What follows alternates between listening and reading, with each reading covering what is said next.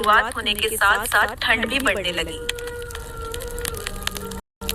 और इसी के साथ लीलापुर के लोगों की चिंता भी बढ़ने लगी, क्योंकि इस गांव में पूरे वर्ष ठंड पड़ती थी, लेकिन इन 3 महीनों में सबसे भयंकर ठंड होती थी।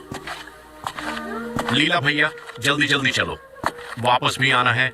शाम का हाल तो जानते ही हो। हाँ जानता हूँ, ये 3 महीने लीलापुर के लिए नरक के समान हो जाते हैं। लीलापुर के लोग केवल ठंड से ही परेशान नहीं थे, बल्कि उनकी दूसरी समस्या गांव में रहने वाला बनवारी। जैसे ठंड हर रोज होती थी, वैसे ही बनवारी से झगड़े भी हर रोज होते थे। मैं जानता हूँ कि तुम लोग ठंड से बहुत परेशान हो, इसीलिए मैंने फैसला किया है कि मेरे गोदाम में जितनी लकड़ियां हैं वो सभी गांव वालों में बांट दूंगा। मुखिया जी, आपका यह फैसला बहुत सही है। इससे गांव वालों को बहुत मदद मिलेगी। आप हमेशा गांव वालों की परवाह करते हैं।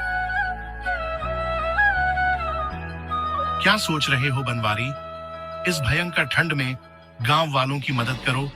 तुम्हारे पास तो कई सालों की लकड़ियां रखी हुई हैं। देखिए मुखिया जी, यह गांव वाले ठंड में चाहे जैसे रहें, लेकिन मैं अपनी लकड़ियां बिल्कुल नहीं दूंगा। और फिर यह ठंड तो हर साल आएगी, मैं कहां तक इनकी मदद करूंगा? जब गांव वाले कभी मेरी मदद नहीं करते, तो भला मैं उनकी मदद क्यों करूं? मुखिया जितने नम्र और दयालु प्रवृत्ति के थे, बनवारी उतना ही कठोर, झगड़ालू और दुष्ट प्रवृत्ति का था।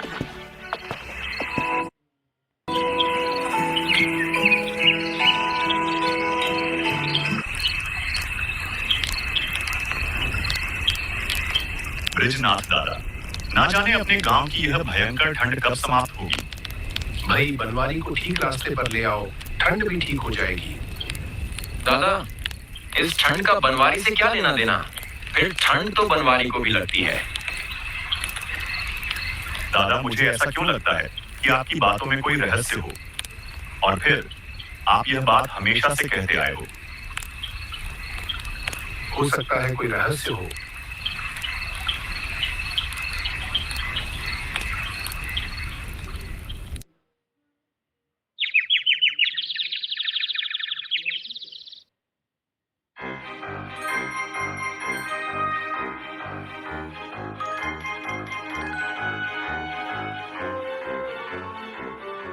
सुबह सुबह बनवारी अपने जानवरों को चराने के लिए निकला। बनवारी पेड़ के नीचे आग जलाता है और उसके जानवर रामू के खेत में फसल खाने लगते हैं।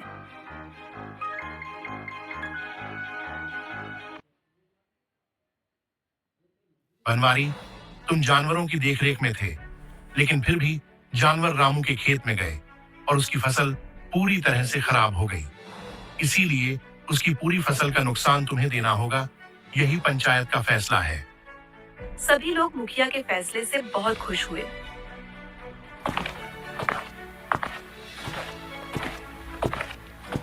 मुखिया का फैसला बनवारी ने मान तो लिया, लेकिन उसने अंदर ही अंदर मुखिया और गांव वालों से बदला लेने की सोच ली। कुछ दिनों बाद फिर एक घटना घटी। बनवारी अपने जानवर जंगल के तालाब में नहला ला रहा था।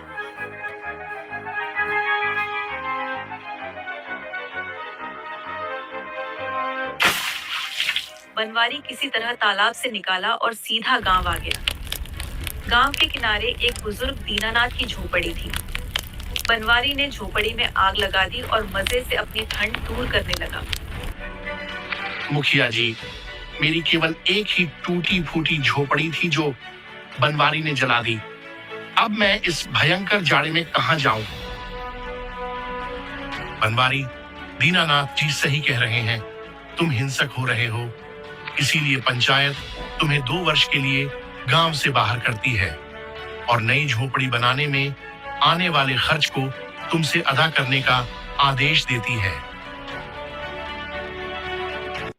मुखिया के फैसले की फिर से चर्चा होने लगी, लेकिन बनवारी अंदर ही अंदर सुलग गया और मुखिया तथा गांव वालों से बदला लेने की कसम खाकर गांव छोड़कर जाने लगा।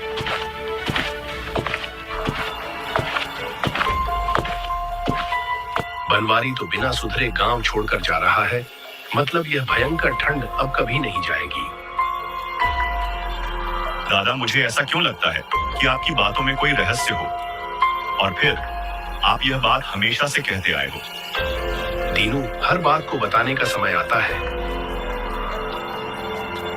इतना कहकर बृजनाथ चल देते हैं।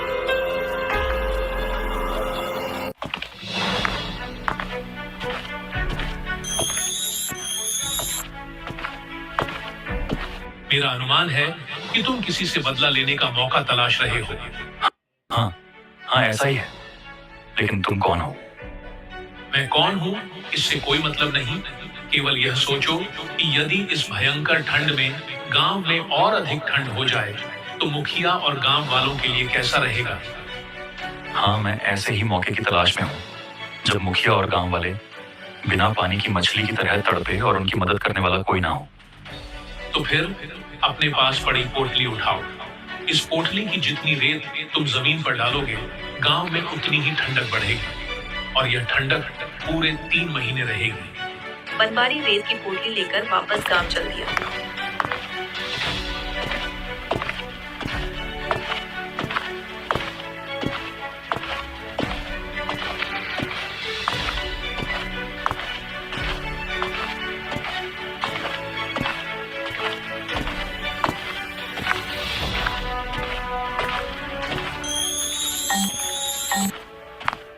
इंसान अपने स्वार्थ में अंधा होकर इंसान का ही नुकसान करता है। बहुत पहले मैं इस गांव का मुखिया बनना चाहता था, लेकिन मुखिया और गांव वालों ने मुझे गांव से बाहर निकाल दिया। उस दिन का बदला आज पूरा होगा। अब देखते हैं कैसे कटेंगे इनके ठंड के 3 महीने।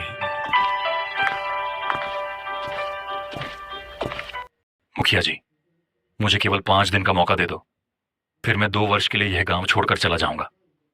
मुखिया बनवारी की बातों में आ गए और उसे 5 दिन का समय दे दिया। बनवारी गांव की एकांत जगह पर गया और पोटली खोलने लगा। तभी पोटली उसके हाथ से छूटी और सारी रेत जमीन पर फैल गई। अगले ही पल बर्फ की बरसात होने लगी और धीरे धीरे बर्फ घरों और गलियों में जमने लगा। भाई, पहले क्या कम जाड़ा था जो अब बर्फ भी गिरने लगी। भैया, हवा भी बहुत ठंडी चल रही है, अब लकड़ियां नहीं काट पाएंगे। चलो वापस चलते हैं। कुछ ही घंटों में लोग ठंड के कारण बीमार पड़ने लगे। शाम का समय हो रहा था। बनवारी बहुत खुश होकर अपने घर जाने लगा। तभी एक छोटा लड़का बनवारी के पास आया। काका, काका, आपके पास तो बहुत सारी लकड़ियां हैं, मुझे थोड़ी लकड़ियां दे दो। मेरे पिताजी इस ठंड के कारण बहुत बीमार हैं। मेरा पिताजी के अलावा इस दुनिया में कोई नहीं है। बनवारी ने लड़के की तरफ देखा। लड़का नंगे पैर बर्फ पर खड़ा था। उसकी आंखों से आंसू बह रहे थे। यह देखकर बनवारी की अंतर आत्मा उसे झंकोरने लगी। वह सोचने लगा, मेरा बदला तो मुखिया और गांव वालों से है, इन छोटे छोटे बच्चों से नहीं। बनवारी, तू कितना गिरा हुआ व्यक्ति है। अगर इस ठंड में बच्चों या उनके माता पिता को कुछ हो गया तो ये सारा पाप तेरे सर आ जाएगा। बनवारी का हृदय पश्चाताप से भर गया और उसकी आंखों से आंसू बहने लगे। वह रुंधे गले से जोर आवाज में बोला, गांव वालों, मुझे अपने किए पर पछतावा है। मेरी गोदाम से सारी लकड़ियां निकाल लो और अपने परिवार तथा बच्चों का ठंड से बचाव करो। इसके बाद बनवारी ने फावड़ा उठाया और रास्ते पर जमी बर्फ अकेले ही साफ करने लगा। गांव वाले बनवारी के इस बदले स्वभाव के कारण बहुत आश्चर्य में थे, लेकिन बृजनाथ दादा बड़े शांत होकर खड़े थे, जैसे वह जानते हो कि आगे क्या होने वाला है। तभी बिजली चमकी और सारी बर्फ गायब हो गई। मौसम पहले जैसा हो गया।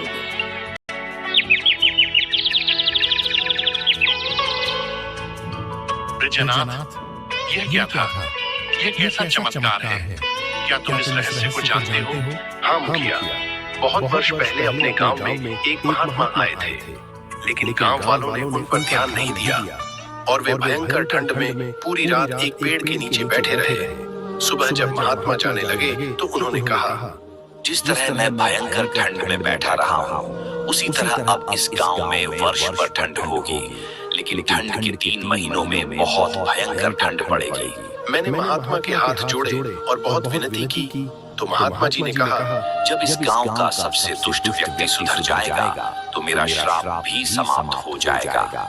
लेकिन तुम यह बात किसी को नहीं बताओगे, अन्यथा इस गांव की ठंड कभी नहीं जाएगी। इसीलिए मैंने आज तक यह बात किसी को नहीं बताई, लेकिन ईश्वर की कृपा से आज सब कुछ सही हो गया है।